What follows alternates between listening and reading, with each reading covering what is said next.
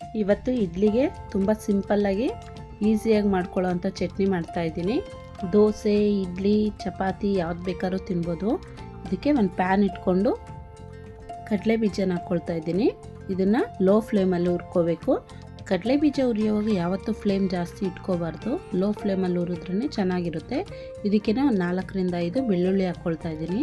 ಇವಾಗ ಒಂದು ಅರ್ಧ ಸ್ಪೂನಷ್ಟು ಆಯಿಲ್ ಹಾಕ್ಕೊಂಡು ಚೆನ್ನಾಗಿ ಹುರ್ಕೋಬೇಕು. ಕಡಲೆ ಬೀಜ ಅರ್ಧ ಭಾಗ ಆಗಿದೆ ಅಂದಾಗ ಬೆಳ್ಳುಳ್ಳಿ ಹಾಕ್ಕೊಂಡು ಅರ್ಧ ಸ್ಪೂನ್ ಎಣ್ಣೆ ಹಾಕ್ಕೊಂಡು ಹುರ್ಕೋಬೇಕು. ಮೊದಲೇ ಕಡಲೆ ಬೀಜಕ್ಕೆ ಎಣ್ಣೆ ಹಾಕಿದ್ರೆ ಚೆನ್ನಾಗಾಗಲ್ಲ, ಈ ಥರ ಅರ್ಧ ಆದಮೇಲೆ ಹಾಕಿದ್ರೆ ಚೆನ್ನಾಗಿರುತ್ತೆ. ನಂತರ ಇದಕ್ಕೇ ಒಂದು ನೆಲ್ಲಿಕಾಯಿ ಗಾತ್ರದಷ್ಟು ಹುಣಸೆ ಹಣ್ಣು ಹಾಕಿ ಹುರ್ಕೊಳ್ತಾ ಇದ್ದೀನಿ. ಇದು ತಣ್ಣಗಾಗೋಕ್ಕೆ ಸಪ್ರೇಟ್ ಎತ್ತಿಟ್ಕೊತಾ ಇದ್ದೀನಿ. ಅದೇ ಪ್ಯಾನ್ಗೆ ಅರ್ಧ ಸ್ಪೂನ್ ಜೀರಿಗೆ, 1/4 ಸ್ಪೂನು ಸಾಸಿವೆ, 1 ಸ್ಪೂನ್ ಉದ್ದಿನಬೇಳೆ ಹಾಕ್ಕೊಂಡು ಹುರ್ಕೊಳ್ತಾ ಇದ್ದೀನಿ. ಆಯಿಲ್ ಅದರಲ್ಲೇ ಇರುತ್ತೆ, ಸಾಕು, ಜಾಸ್ತಿ ಏನು ಹಾಕೋದು ಬೇಡ. ಇದ್ರ ಜೊತೆಗೆ ಒಂದು ಕಡ್ಡಿ ಕರಿಬೇವು ಹಾಕ್ಕೊಂಡು ಎಣ್ಣೆನಲ್ಲಿ ಫ್ರೈ ಮಾಡ್ಕೊಳ್ತಾ ಇದ್ದೀನಿ. ಉದ್ದಿನಬೇಳೆ ಬಣ್ಣ ಬದಲಾಗಬೇಕು, ಆ ಥರ ಫ್ರೈ ಮಾಡ್ಕೋಬೇಕು. ಇಷ್ಟಾದ ತಕ್ಷಣ ಫ್ಲೇಮ್ ಆಫ್ ಮಾಡ್ತಾ ಇದ್ದೀನಿ.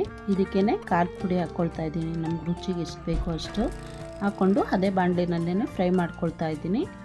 ನೆನಪಿರಲಿ, ಸ್ಟವ್ ಆಫ್ ಆಗಿರಲಿ. ಸ್ವಲ್ಪ ಬೆಲ್ಲ ಹಾಕ್ಕೊಂಡು ಅದು ಸೈಡ್ಗೆ ಎತ್ತಿಟ್ಕೊಳ್ಳೋಣ. ಅದು ಸ್ವಲ್ಪ ಕೂಲ್ ಆಗಲಿ. ಅದೇ ಪ್ಯಾನ್ಗೆ ಸ್ವಲ್ಪ ತೆಂಗಿನಕಾಯಿ ಹಾಕ್ಕೊಂಡು ಫ್ರೈ ಮಾಡ್ಕೊಳ್ತಾ ಇದ್ದೀನಿ. ಇದು ಆಪ್ಷನಲ್ಲು, ಇಷ್ಟ ಇದ್ದರೆ ಹಾಕ್ಕೋಬೋದು, ಇಲ್ಲ ಸ್ಕಿಪ್ ಮಾಡ್ಬೋದು. ಅಷ್ಟೇ ಹಾಕ್ಕೊಂಡ್ರೆ ಚೆನ್ನಾಗಿರುತ್ತೆ.